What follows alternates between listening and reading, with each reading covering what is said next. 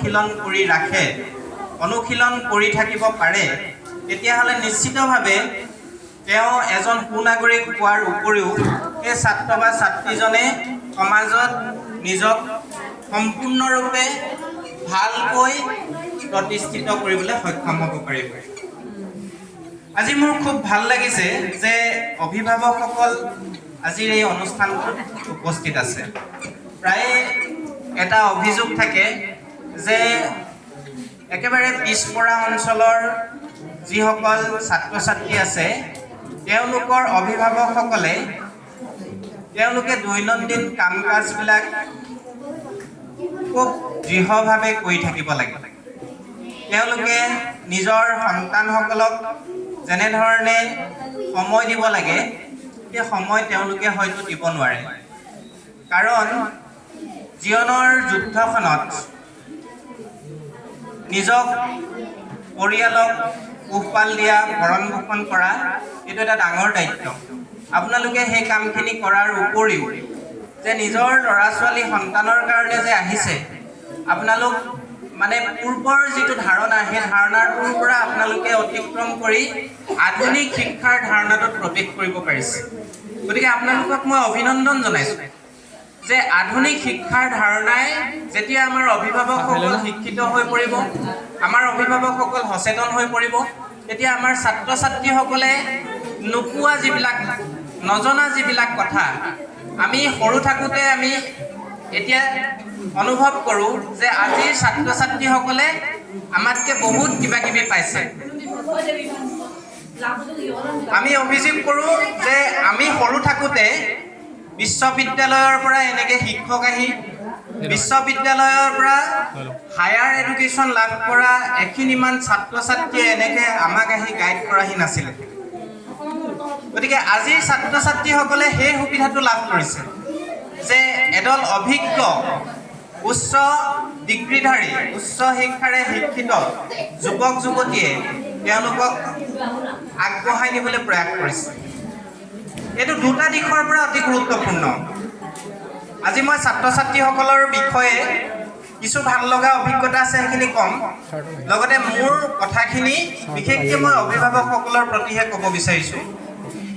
ইয়াত দুটা ভাল লগা কথা আছে যে ছাত্ৰ ছাত্ৰীসকলে দৈনন্দিন তেওঁলোকে যিবিলাক কাম কৰে সেই দৈনন্দিন কাম কাজবিলাকৰ পৰাও বহুত কথা শিকিবলগীয়া আছে। ধৰক আমি ঘৰখনৰ পৰাই কিছুমান কথা শিকোঁ, আমি মা দেউতাৰ পৰাই কিছুমান কথা শিকোঁ, পৰিয়ালৰ পৰা, সমাজৰ পৰা, গাঁৱৰ পৰা কিছুমান কথা শিকোঁ। আৰু আমি শিকা কথাবোৰ সকলো ভাল নহয়। কিছুমান সমাজত চলি থকা বেয়া দিশবোৰো আমাৰ দৃষ্টিগোচৰ হয়, যিবোৰ ছাত্ৰ ছাত্ৰীসকলে ইতিমধ্যে গাঁও সমাজত দেখিছে। কিন্তু আমি অভিভাৱকসকল সচেতন হ'ব লাগিব যে গাঁৱত এতিয়ালৈকে যিবোৰ ব্যাধি চলি আছে, যিবিলাকক আমি সামাজিক ব্যাধি বুলি কওঁ, যেনে মদ, চিগাৰেট, বিড়ি, ভাং, এই মাদক দ্ৰব্যবিলাক, এইবিলাক সেৱন কৰাটো বেয়া। আমি অভিভাৱকসকলে সেই কথাটো বুজি পাওঁ, কিন্তু আমি সৰুৰ পৰা ল'ৰা ছোৱালীক আমি সেই বেয়াবিলাকৰ প্ৰতি সচেতন কৰিব লাগিব আৰু বেয়াবিলাক নকৰিবলৈ, তেওঁলোকক সেই বেয়া পৰিৱেশ নাপাবলৈ আমাৰ অভিভাৱকসকল সজাগ আৰু সচেতন হৈ থাকিব লাগিব।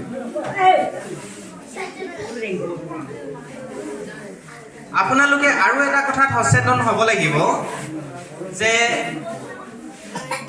আমাৰ ছাত্ৰ ছাত্ৰীসকলৰ বহুত প্ৰতিভা আছে। আপোনালোকে হয়তো নিজে নাজানে যে আপোনালোকৰ সন্তানটোৰ কিমান প্ৰতিভা আছে, সেইটো মাক বাপেকে অনুভৱ কৰিব নোৱাৰে। কিন্তু আমি এইকেইদিন ইয়াত থাকি আমি অনুভৱ কৰিলোঁ যে আমাৰ ছাত্ৰ ছাত্ৰীসকলৰ বহুত প্ৰতিভা আছে, কিন্তু সেই প্ৰতিভাবোৰ বিকাশ কৰাৰ, প্ৰতিভাবোৰ প্ৰকাশ কৰাৰ সুযোগ আৰু সুবিধা দুয়োটাই আমাৰ ছাত্ৰ ছাত্ৰীসকলে প্ৰায়েই হেৰুৱাই পেলায়। সেইটো কাৰণে উপযুক্ত মঞ্চত তেওঁলোকে নিজক প্ৰতিষ্ঠিত কৰিবলৈ সক্ষম হ'ব নোৱাৰে। এই সুযোগ আৰু সুবিধাসমূহ নিজৰ লগত ৰাখিবলৈ আমি কেইটামান বেছিক প্ৰাথমিক কথাত গুৰুত্ব দিব লাগিব। তাৰে প্ৰথম কথাটো হৈছে যে আমি কথা বতৰা যে পাতোঁ মানুহৰ লগত নিসংকোচে নিৰ্ভয়ে আত্মবিশ্বাসেৰে আমি মুকলিকে কথা পাতিবলৈ শিকিব লাগিব। তাৰ কাৰণে আমাৰ হাতত থকা ডাঙৰ অস্ত্ৰটো হৈছে ভাষা। কাৰণ মানুহৰ হাততহে পৃথিৱীৰ আটাইতকৈ শক্তিশালী বস্তুটো আছে। অন্য পৃথিৱীৰ কোনো প্ৰাণী বা জন্তুৰ হাতত সেই শক্তিটো নাই। কাৰণ মানুহে ভাষা ক'ব পাৰে, অন্য জীৱ জন্তু কোনেও ভাষা ক'ব নোৱাৰে। গতিকে এই ভাষা যিমান বেছি প্ৰভাৱশালী হ'ব, যিমান বেছি শক্তিশালী হ'ব, তেওঁৰ অস্তিত্বটো সিমান বেছি শক্তিশালী ৰূপত প্ৰতিষ্ঠিত কৰিব পাৰিব। এতিয়া আমাৰ জনগোষ্ঠীয় যিবিলাক ছাত্ৰ ছাত্ৰী আছে, তেওঁলোকৰ ভাষাৰ এটা দুৰ্বলতা আছে। ভাষাৰ দুৰ্বলতাটো কি? যে তেওঁলোকৰ আজিৰ ছাত্ৰ ছাত্ৰীসকল, ইয়াত পঢ়ি থকা ছাত্ৰ ছাত্ৰীসকলৰ মাতৃভাষা হৈছে মিচিং ভাষা। গতিকে মিচিং ভাষা তেওঁলোকে ঘৰত গাঁৱত মিচিং ভাষা ব্যৱহাৰ কৰে, কিন্তু বিদ্যালয়ত শিক্ষাৰ মাধ্যম হৈছে অসমীয়া ভাষা। গতিকে বিদ্যালয়ত তেওঁলোকে অসমীয়া ভাষাত পঢ়িব লাগিব, অসমীয়া ভাষাত লিখিব লাগিব, অসমীয়া ভাষাত কথা ক'ব লাগিব। আৰু এই বিদ্যালয়খন পাছ কৰি যোৱাৰ পিছত উচ্চ শিক্ষা হাইস্কুল শিক্ষান্ত পৰীক্ষা পাছ কৰি যোৱাৰ পিছত যেতিয়া তেওঁলোকে উচ্চতৰ মাধ্যমিকত নামভৰ্তি কৰিব, তেতিয়া তেওঁলোকৰ এই ভাষাৰ অসুবিধাটোৱে তেওঁলোকক হয়তো হীনমন্যতাত ভোগাব পাৰে। ছাত্ৰ ছাত্ৰীসকলক এই ভাষাৰ অসুবিধাটোৱে হীনমন্যতাত ভোগাব পাৰে। গতিকে ছাত্ৰ ছাত্ৰীসকলে কেনেকৈ যোগাযোগ অব্যাহত ৰাখিব ভালকৈ, তাৰ কাৰণে অসমীয়া ভাষাটো ভালদৰে কথা অসমীয়াত ক'বলৈ তেওঁলোকক ঘৰত অভ্যাস কৰিব লাগিব। ধৰা হওক এতিয়া মিচিং ভাষাত আমাৰ যিটো দ্বিতীয় পুৰুষ আছে, দ্বিতীয় পুৰুষটো ন বুলি কয়। ন মানে তই, তুমি, আপুনি গোটেইকেইটা হয়, হয় নহয়? কিন্তু অসমীয়া ভাষাত দ্বিতীয় পুৰুষটোৰ কাৰণে আপুনি, তুমি আৰু তই তিনিটা ৰূপ ব্যৱহাৰ কৰা হয়, হয়নে? এতিয়া আমি মিচিং ভাষাত, মাতৃভাষাত কথা বতৰা পাতি থাকোঁতে গাঁৱত সদায় নয়ে কৈ থাকোঁ। সেই নটোৱে কেতিয়াবা আপুনি বুজায়, কেতিয়াবা তুমি বুজায়, কেতিয়াবা তই বুজায়। কিন্তু যেতিয়া আমি ফৰ্মেল কমিউনিকেশ্যন কৰোঁ, আনুষ্ঠানিক যোগাযোগ কৰোঁ, আনুষ্ঠানিক যোগাযোগত আমি কেতিয়াও তই ব্যৱহাৰ কৰিব নালাগে। তই শব্দটোৱে এনে তুচ্ছাৰ্থ বুজায় আৰু কেতিয়াবা বহুত আপোনো বুজায়। মই মোৰ নিজৰ ল'ৰাটোক তই বুলি কওঁ, মোৰ মায়ে মোক তই বুলি কয়, সেইটো বহুত মৰমতো বুজায়। কিন্তু আনুষ্ঠানিক যোগাযোগত এটা নিৰ্দিষ্ট এটা ফৰ্মেট আছে, নিৰ্দিষ্ট এটা কোৱাৰ কৌশল এটা আছে। সেই কৌশলটো আমি আমাৰ ল'ৰা ছোৱালীক শিকাব লাগিব। কাৰণ তেওঁলোকে মাতৃভাষাত সেইটো লাভ কৰা নাই। মাতৃভাষাত লাভ নকৰাৰ কাৰণে তেওঁলোকৰ প্ৰায়ে এই কথাটো ভুল হয়। কেতিয়াবা এনেকুৱা হয়, তেওঁলোকে সজাগ আৰু সচেতনভাৱে কাৰোবাক কথা কওঁতে আপুনিয়ে আৰম্ভ কৰে। তেওঁলোকে জানে যে এই মানুহজন মোতকৈ ডাঙৰ বা এই মানুহজন এজন সন্মানীয় ব্যক্তি, গতিকে তেখেতক আমি আপুনি সম্বোধন কৰিব লাগে। সেই কথাটো তেওঁলোকে বুজি পায়। কিন্তু কথা কৈ থাকোঁতে তেওঁলোকে বাৰে বাৰে মাতৃভাষাৰ প্ৰভাৱটো আহি পৰে। আৰু সেইটো কাৰণে শেষত যেতিয়া আমি ক্ৰিয়াৰে বাক্যটো শেষ কৰোঁ, ক্ৰিয়াৰে বাক্যটো শেষ কৰোঁতে কৰিবি, যাবি এনেকুৱা হৈ যায়। আপুনি আৰম্ভ হয়, কিন্তু বাক্যটো শেষ কৰিব, যাব এনেকুৱাই শেষ নহয়গৈ, কৰিবি, যাবি এনেকুৱাই শেষ হৈ যায়।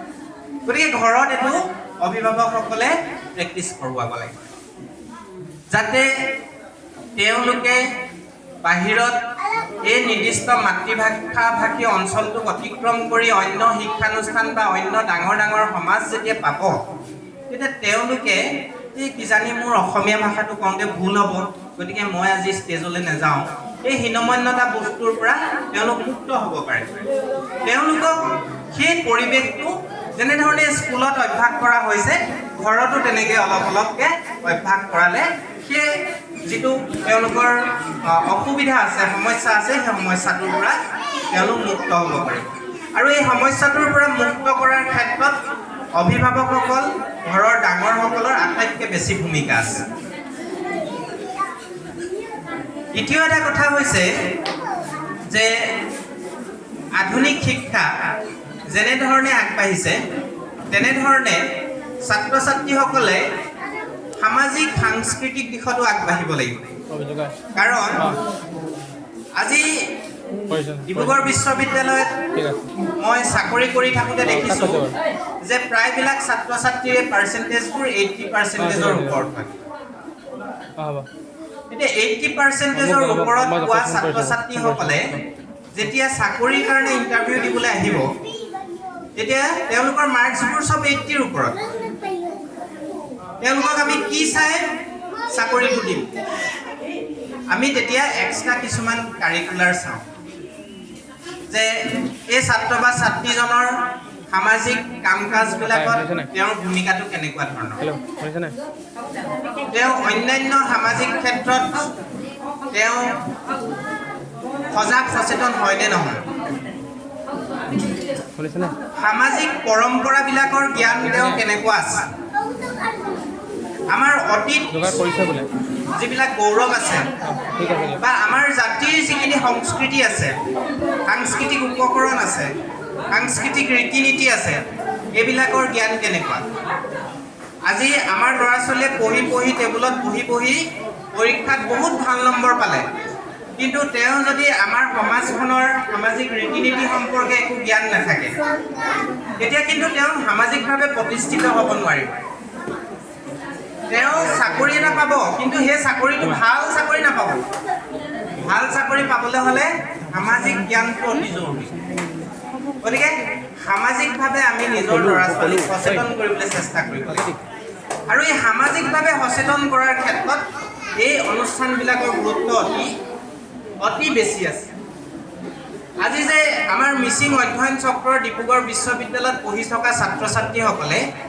এতিয়া তেওঁলোকৰ সামাৰ ব্ৰেক চলি আছে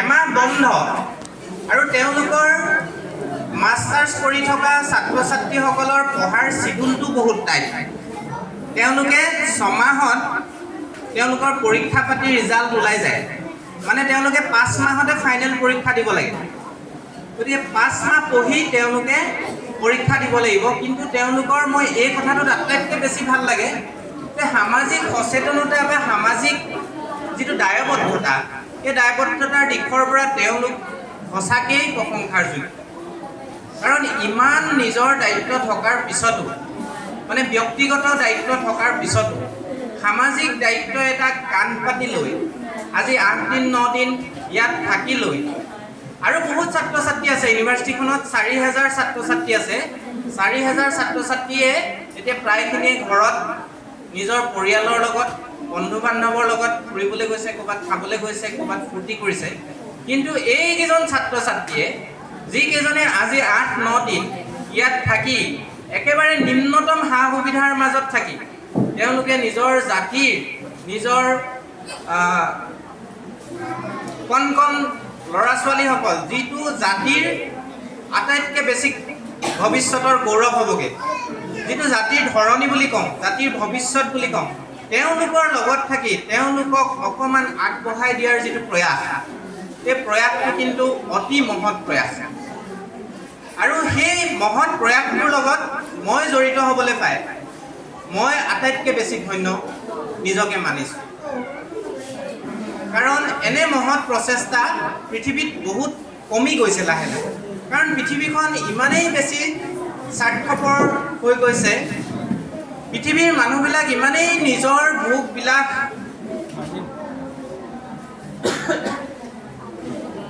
নিজৰ স্বাৰ্থৰ লগত মগ্ন হৈ পৰিছে যে এনেকুৱা পৰিৱেশ লাহে লাহে পৃথিৱীৰ পৰা নাইকিয়া হৈ গৈছে গতিকে মই ভাবোঁ এই যি পুণ্য এই ছাত্ৰ ছাত্ৰীসকলে কৰিছে এই পুণ্যৰ ফল তেওঁলোকে নিজে ব্যক্তিগত জীৱনত যিমান পাব তাতকৈ মিচিং জাতিয়ে তাতকৈ ভৱিষ্যতে বেছি পাব মই খুব দৃঢ়ভাৱে এই কথাটো ক'ব পাৰোঁ। যোৱাবাৰ 12 দিন লাখেৰাজ জনজাতি স্কুলত কটালোঁ, তাতো দেখিলোঁ। আৰু মই এটা তেওঁলোকক পৰামৰ্শ দিওঁ যে তোমালোকে ছাত্ৰ ছাত্ৰীসকলৰ মাজত থাকিলেই নহ'ব, অভিভাৱকসকলৰ মাজলৈ যোৱা। আমাৰ যিসকল ভলণ্টিয়াৰ আছে আপোনালোকৰ ঘৰলৈ প্ৰায়বিলাকৰ ঘৰলৈ চাগে গৈছে। বহুত দূৰ ৰাস্তা মোক কৈছে যে এইবাৰ ছাত্ৰ ছাত্ৰীসকলৰ ঘৰবোৰ বহুত দূৰত পূৰ্বৰ দৰে নহয়, কিন্তু তথাপিও তেওঁলোক গৈছে।